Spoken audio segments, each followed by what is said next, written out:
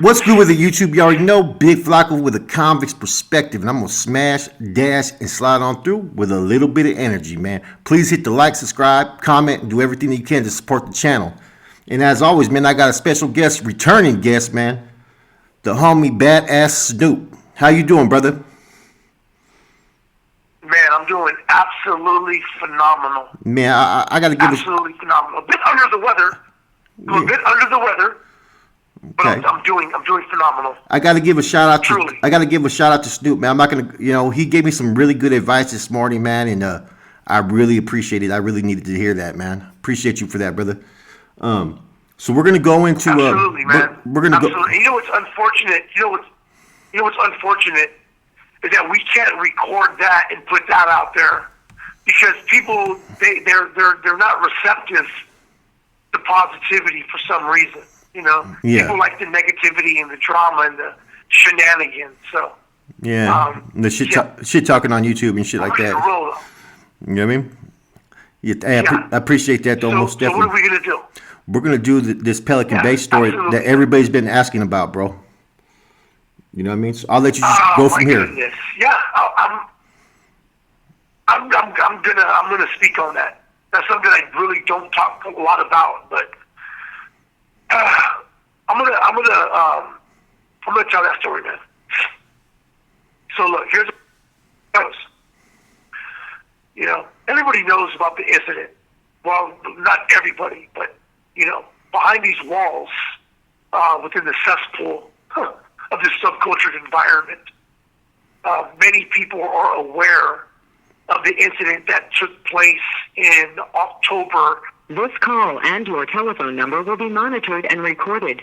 When I attacked 6 North Daniels in West Block, in the Chow Hall. Now, as a result of that, they had got me for an attempted murder, which ended up being worked out and assessed, and I ended up getting assault with a deadly weapon.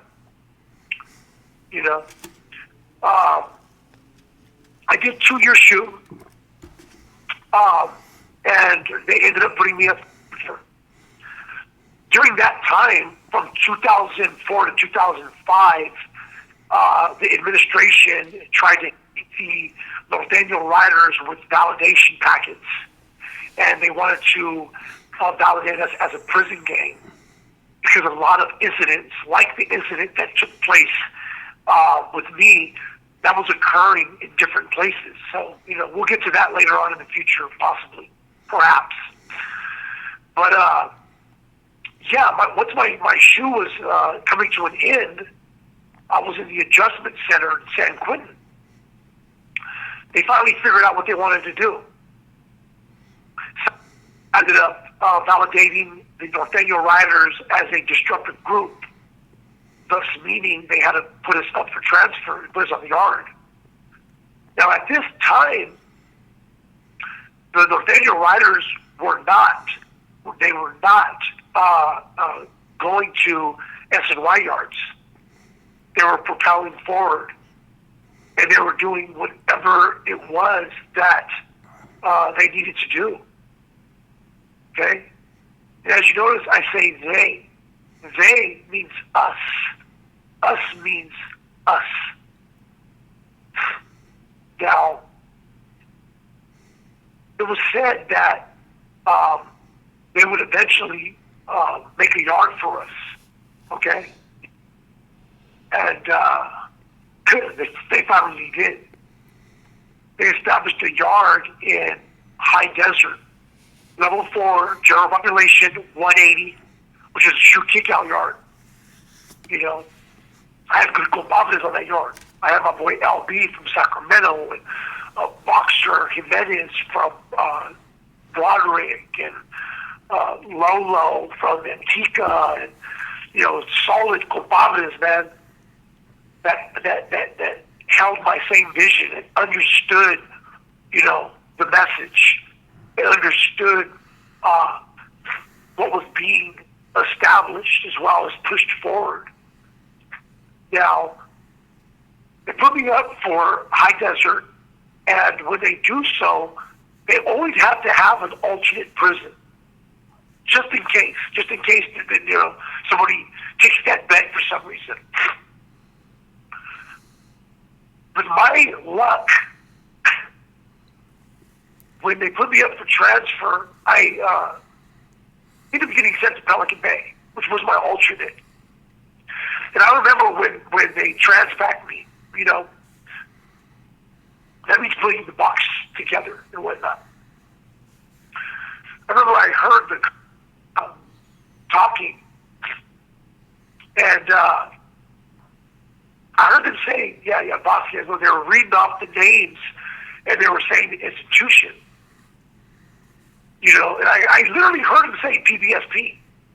I didn't want to call and say anything, and then have them repeat it, but I heard it. I heard Vasquez PBSP. And what I mean by that is they're putting the boxes and they're writing the name of the prison because they stack them up and they put them in the bus. So anyways, the next day I go to R&R and I'm in the cages and I'm looking at the boxes, and sure enough I see my name, Vasquez, underneath PBSD, which stands for Pelican Bay State Prison. So I asked the officer, hey, can you see if that it has my CDC number on it? I give him my CDC. He goes over there and he says, yeah. So I'm off to Pelican Bay.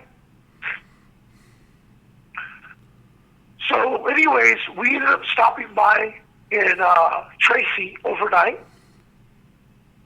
And I was able to speak to the imposters that were there. I'm not going to get into any of that. However, what I will say is that I did not like what I saw. There was a large number of imposters who were proclaiming to be participants of my movement. They were very. I don't want to besmirch them, if you will. But, yeah, I wasn't happy. So the next day, I end up getting back on the bus. I get to Pelican Bay, go through the process. And what I was doing was I knew that I wanted to do whatever I needed to do on this yard and get to High Desert, which was our designated yard. That was our yard. So I'm looking for a North Angle so I could rearrange the space plane, catch a battery, go to the hole, and get put back up for transfer. I don't plan on staying here. To my knowledge, there are no combatants of the movement here. So there's no Norteños that are with me in R&R, unfortunately.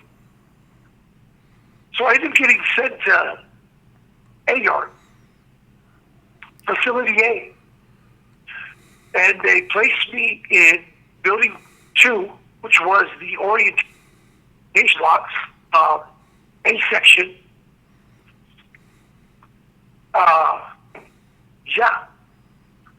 So I go to orientation. I'm there for 4 days. I see committee. And they send me over to 1 block. I knew at the time the Norteños are on lockdown. They're on lockdown and they're going at it with the whites. They have me labeled as a northerner. However, I had just went through the validation process, so I actually have I have a chrono that states that I am classified as a northern rider for Sacramento. So I'm trying to convey this. It's falling on deaf ears. So when I go to 1 block, they put me in B section. Now, for people who don't know about 180 design, there's 3 different sections. You have A, B, and C, or 1, 2, and 3. And what it is, it's to make sure that only so many people are allowed out of the day room at one time. 180 to they call it supermax is what they call it. So it's very structured in the way that they do it to make sure that only so many inmates are out at one time, for the safety and security of the institution. So I end up going to a cell, and there's a gentleman there by the name of Little Man from Gilas, Ricky Ortiz. And,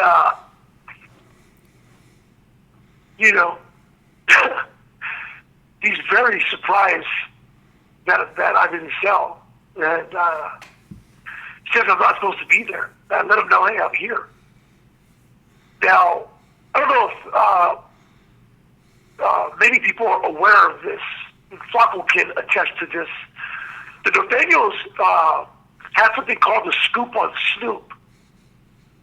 I know that might sound funny to some people, but it's actually really not that funny. I don't find it funny. It's very interesting. The scoop on Snoop is something that was created in the early 2000s. I'd say probably around maybe 2002, perhaps. And what the scoop on Snoop was basically letting it be known where I'm at, what's going on with me, how I establish, and it gives a synopsis that was pretty precise. I've actually read a couple versions of it. But what it clearly stated was not to engage in combat with me. It literally states that. It literally states that they are not, when I say they, I mean the Norteños, they are not to engage in combat unless there are 3 or more seasoned soldados. And what that means is that if I'm at R&R and there's 2 Norteños, they are told not to rush me. They're told not to rush me. This is a fact.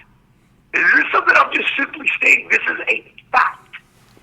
The scoop on Snoop emphasized, do not engage in combat, do not rush me unless there are 3 or more seasoned soldados. And so, I've read that. And this is why people say Ricky, was no good, he was deemed no good. I don't know. I mean, hey, shots out. This call and your telephone number will be monitored and recorded. He didn't pass up, on his responsibilities or any of that. He's actually a pretty decent dude, man. So yeah, we're sellies, and I let him know, hey, look, this is what's up. They sent me to this yard. I don't plan on staying here, but so he's running me down on what's up. I get my paperwork that I had, and I submitted it to a schmuck named Lalo. He was the person that was running that spot right there. Now, there was not too many Norteños on that yard. To my understanding, there was only like maybe 12 Norteños left. And what was happening at that time is they were making them bang their way out of there. You have 60 seconds remaining. Something had happened prior that the administration, did not like the Norteños. So they were actually making them, fight their way off that yard. So when they brought them out 10 on 10, they would get off, and the Norteños would either go to the hole or they would send them to B yard.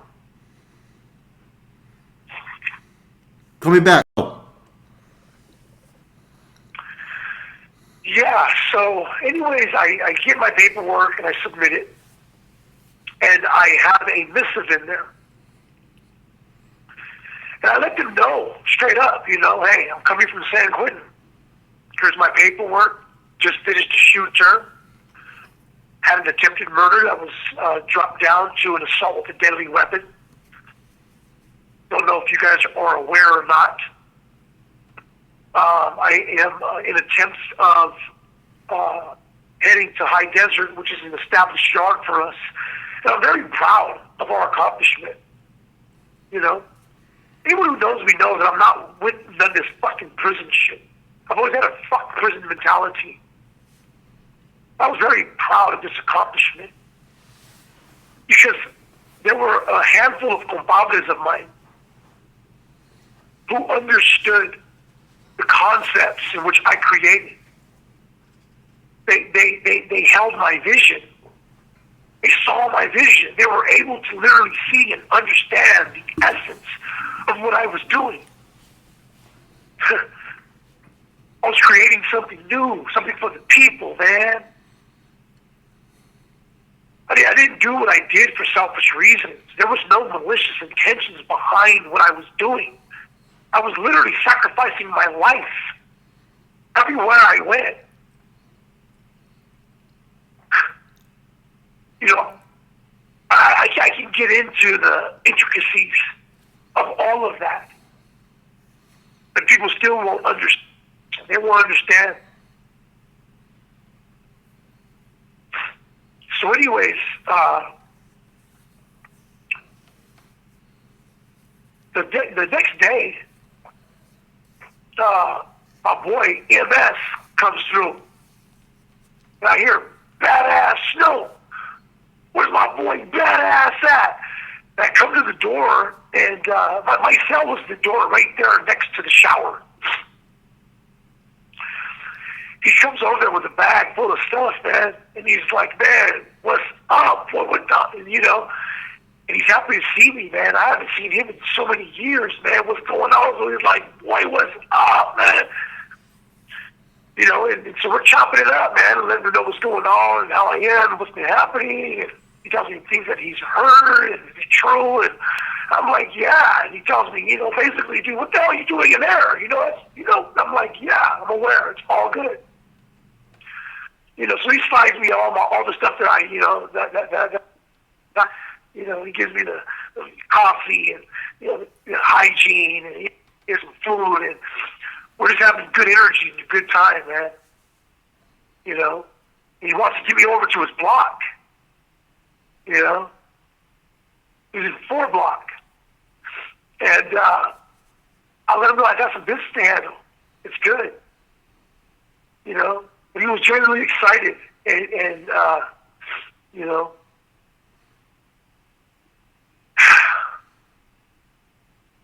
and so I ended up writing a 602, and a 602 is a complaint form. It's basically a grievance, and in that I state that I am a validated Northern Rider. I am not classified as a Norteño. I'm not a Northern Mexican. I'm a validated Northern Rider. I'm on lockdown as a result of whatever happened prior. And I sent that through. The very next day, they pulled me out. This call and your telephone number will be monitored and recorded. The company escorted me out of the cell to go talk to the sergeant. And the sergeant says, "Hey, I looked you up. You're not supposed to be on this yard." I said, "Well, this is where they sent me." He says, "Yeah, but there's none of you here." I said, "Well, here I am."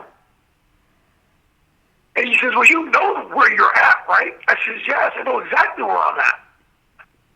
He says, "Okay, well, I'm letting you know that you have no friends here. None of your guys." I says, "I know. I was put up for transfer to High Desert. That's where I was supposed to go." He says, "Okay, well, do you want to go to administrative segregation?" I said, "For what?" He says, "Because you don't have your friends here, if you understand my lingo." I says, "No, I totally get it." He says, "Okay, well, I'm going to take you off lockdown. Do you want the bad news?" I said, "What's the bad news?" He says, "The bad news is you're going to remain on lockdown until you get a new cellie."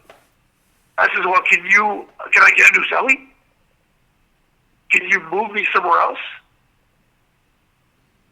And when I say, can you move me somewhere else, I want the listeners, I want the viewers to understand, I've already been in the cell with this dude for about a week, so I'm not, trying to, lock it up or anything like that. I will hurt this kid, okay? So anyways, he says, no, there's no room for you. I said, okay. So when I get back to the cell, I let little man know, hey, look, man, you gotta bounce, bro. He says, what do you mean? I tell him, you gotta go. We can't be cellies. They're telling me that I'm off lockdown, but because you're on lockdown, that I've got to be on lockdown too. That's not okay. And so he's bewildered. I'm letting him know, look, this is important to me. I don't want to beat him up. I wanted to beat him up. I wanted to hurt this kid. I would have done so the moment I came in the cell. But to give people a better understanding, I'm not rushing every Norteño I see. I'm not beating up on any northerner I see. My objective was to establish a safe and secure surrounding for my people. My people were Norteños at this time. But it was Norteños that were not succumbing, that were not conforming to the ideals of La Nuestra Familia. And the thing is this, you guys, I don't have anything against the Nuestra Familia. I don't. I just didn't, I didn't agree with what they were pushing. I didn't want to be a part of their newly revised plan. So I was creating something new. I was creating something for the people, those who felt the same way as me, but were too afraid to say something, okay? So anyways, little man packed his stuff and informed the officers that he could not be in the cell. I thought he locked it up. It's interesting because for years I thought that he went to the hole, and I ended up finding out that he ended up going to a different block. So anyways, so he leaves. Very next day they do yard. Off the door, I'm out. I'm out. There was 2 cells that were Norteños in my section. Yeah, so I'm happy, man. I come out and I go over to the blacks table and see a couple guys I know, man. So we're chopping it up. We're vibing. My boy MS comes, introduced me to a few of his good friends, and MS is a Damu. He's a blood from Oak Park. Okay. Very well known within the community. So anyways, vibing, meeting a few fellas, and now we're about to get to the good part. I was on that yard for 2 months, moving and grooving, enjoying myself. And at this time, I let my compadres know, where I was at and what was happening, and what I wanted to do, because I was wondering and if possibly I could remain here and make this into a Playboy compound. It's meaning my compadres being able to come here and safely program, and focus on themselves, and focusing on bettering themselves, and focus on propelling themselves, and focus on prosperity. Mm-hmm. Because in the end, that's what matters, is prosperity. And so we wanted to be able to safely program and be left alone. That's all it came down to. As I said, the Norteños were on lockdown for fighting with the white guys, and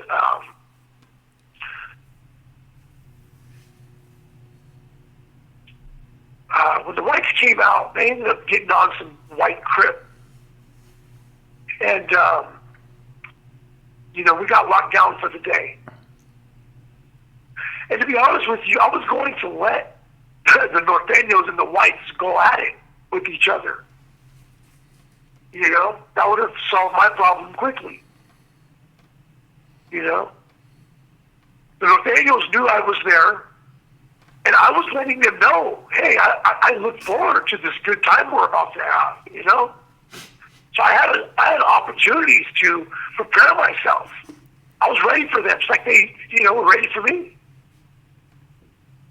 I had hit already by that time 6 Norteño strongholds by myself. My name it was circulating everywhere. People knew who I was. So I know that these guys, they say they want me, but thus far it was literally like 20-0. I was dusting these dudes. So the day comes. The day finally comes. We exit our cells, we come out, and I'm ready to go, man. I'm not the type of person who walks around and just, does what everybody else does. I'm not going to, wait till yard recall and, I'm not into being nervous, man. I'm not good at being nervous, yo. I'm really not. Anyone who knows me knows that, man. I am not good at being nervous. I don't do that well. I don't like being afraid, is what it comes down to. And I know you people don't hear that word a lot, especially out of my mouth. But yeah, I was afraid. I have fear in me every time I hit those yards, man. It was never me who said that I wasn't afraid. I know what I'm up against. But that's what I signed up for. And so as we come out, they strip us all the way down to our boxers. Pelican Bay, anybody who was on that yard at that time, we were doing the whole squat and cough on that yard. So I'm hoping that I'm able to get on these dudes. I know that a dude named Lalo and Capone, they were in my section. But they're doing it, they're literally letting us out to the yard, bottom tier at a time. They're doing the bottom tier and then they do the top tier. I'm like, man, I would like to just get this over with as quick as possible. Straight up. I'm really good with those hands. I would like to have just rearranged these dudes, but I knew once I hit that concrete,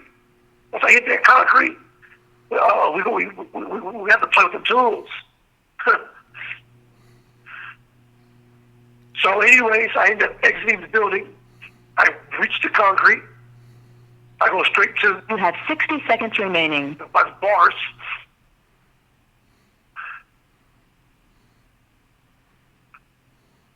And I'm waiting.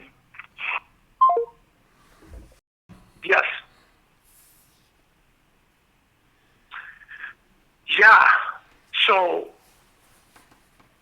I do want to emphasize something.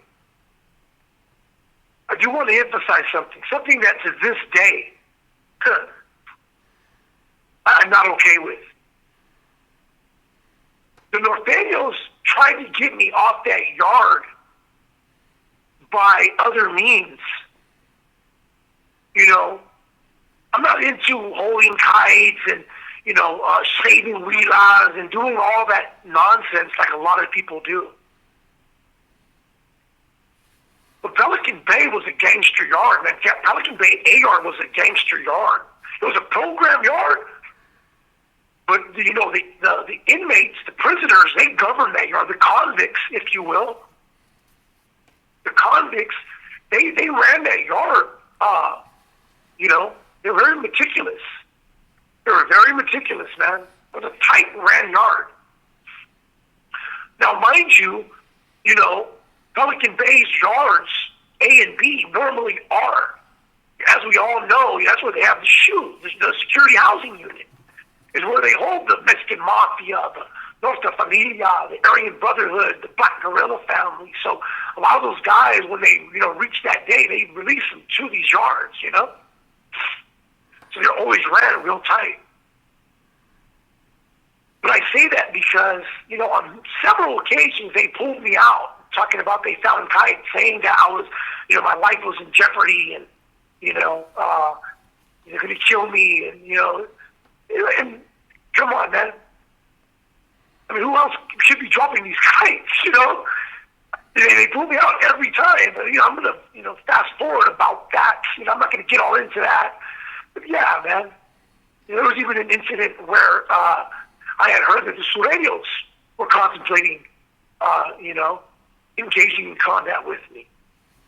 Now, notice I don't say move on me or get me off the yard or I don't play by other people's rules. I don't go by other people's philosophies. I'm not being removed from anywhere. Any time I hit this yard, it is voluntary. I do it voluntarily. That's what I do. So that's what I'm known for. So that's what I'm propelling forward toward. I want to do this. So as I'm over there by the dip bars,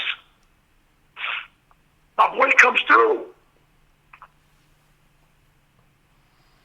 And by the way, yeah, it was a very nice tool, man. It was beautiful. It was very beautiful. So I'm ready to roll, man. I'm contemplating my move of attack. They're running, just bum rush that whole area. I see them posted up over there. They're at their tables. There's 7 of them on the yard. There's 7 of them on the yard.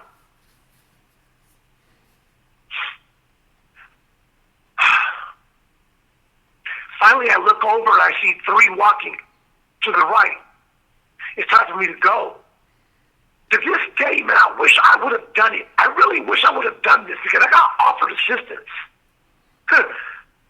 By this time, man, things are moving and grooving. So my, I had some bloods. Shout out to Sleep from Bebop Watts. Shout out to Little Man from Bloodstone Villains. I have some good folks right here, man. And they offered their assistance to me. I said, no, this is my fight. I'm going to fight this good fight, man. I didn't want anyone else involved. I didn't do what they did. I didn't go try to get, Southerners to engage in combat with me. I didn't do none of that. I'm the reason why this incident took place. I'm the reason why this happened. I want everybody to know that. I didn't avoid this story. I didn't avoid this story. So as I see them 3 walking to the right, I'm off. This call and your telephone number will be monitored and recorded. Well, gentlemen, what we doing today? He said, all right, now, Snoop. I said, come on, what's up? Let's go. I said, let's go. I walked over to him, and we started getting it. We started getting it. And I'm punching, sticking, punching, sticking, punching, sticking. I'm moving to the left, the right. We engaging. I dropped to my knee, grabbed the dude by his leg, took him to the ground. Getting up in there. I'm hunched over. I jump back up, getting in it.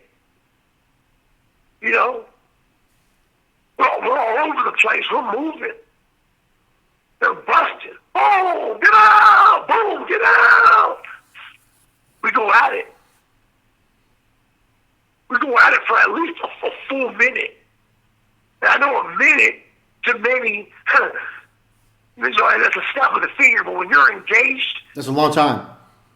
And you're fighting with weapons, and you're being stabbed, and you're bleeding, and you're breathing, it takes a lot out of you. I was in excellent shape. Shouts out to my burpees. I was in excellent shape, And so I'll let you know straight up, man. I got the best of them. I don't take anything away from anyone, The biggest they had was Magoo. from Tulare. Hey, fuck, where's Early March? Early March, Tulare, right? Yeah. He's right there. Yeah. Okay, yeah. Magoo from Early March. I'd never met anyone else from there. Didn't even know what it was, but he was the biggest they had, and he was the guy on the ground. He got fucked over. So we go at it, man. You know, we're both breathing, you know. Finally, they get out. They got out. The three of them got out. They're by each other. Magoo's right there. I'm away. I said, you guys done? You done? They said, it's good. So, boom, I throw my piece. I get out. My boys are saying, that's right, Snoop. The adrenaline is pumping. I'm nodding my head, letting them know that was right. We did that, fellas. Next thing you know, I look up, and I see the other 4 Norteños that were behind jump up. They jumped up, and they started running. One of them stood back. Twisty from Merced. Wherever you're at, use an imposter. Or he ended up trying to become a compadre. Twisty from Merced. Last name Ortega. Yeah, you know who you are out there. Straight imposter. Can't be no compa. If you wanted to be a compa, I should have assisted. So these 3 Norteños, they jump up, 4, including Twisty. I guess he dropped out that day. And they start running towards me, man. And the best way to describe it, I don't know if anybody's ever seen Planet of the Apes, but these dudes were hunched over, and they were like crawling, running. And that's the best way to describe it. They were literally hunched over, kind of like in a crawl, but they were moving. So I suddenly jump up. You know, I run to go get my weapon. My weapon was literally like about fucking 20 feet from me. Everybody knows, man, when you engage, it's an honorable thing. Let's handle our business. Once we're done, we toss our weapons. That's the way I've always been taught. Now, mind you, this taught me a very valuable lesson, and I don't do that anymore. Mind you, but I see these dudes running towards me, man. And so I jump up, I run, I grab my weapon. As soon as I reached down and grabbed it, it was on me. It was on me, man. And so I say for at least a good 15 seconds.